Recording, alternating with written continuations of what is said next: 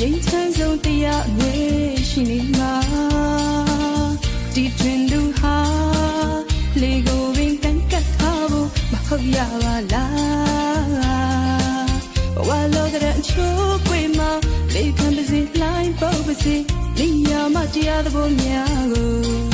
အိုးလူသားတင်ပြပါစေ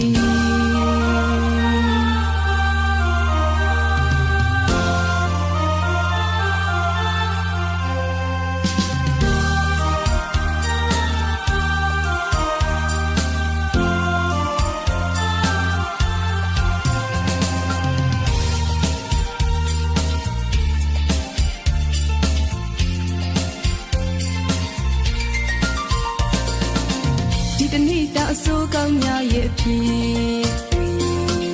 ညအိယာလက်ကလေးနဲ့ဖူးပေါ်တီပြန်တွေးကြည့်မိရဲ့လားလို့လေမချင်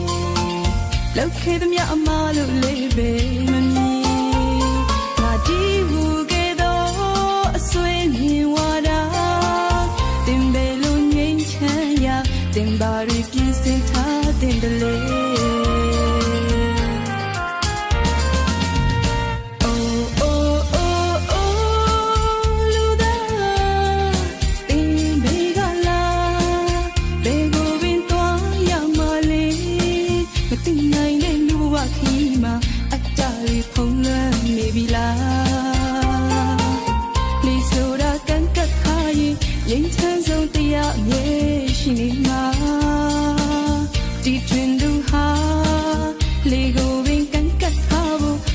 ရပါလားဘဝလောကတဲ့အချိုးကွေမှာလေခံပါစေလှိုင်းပုတ်ပါစေနေရာမှာတရားသဘောများကို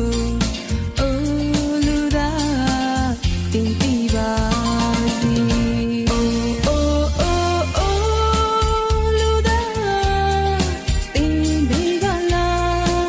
ဘေးကိုပင်သွားရမလေးမသိနိုင်တဲ့လူဘဝခီးမှာ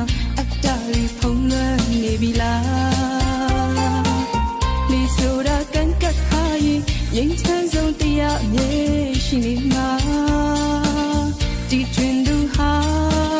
လေကိုပင်ကန့်ကတ်ထားဖို့မဟုတ်ရပါလားဘဝလောကတဲ့အချိုးပွေမှာလေခံပါစေလှိုင်းပုတ်ပါစေနေရာမှာတရားသဘောများ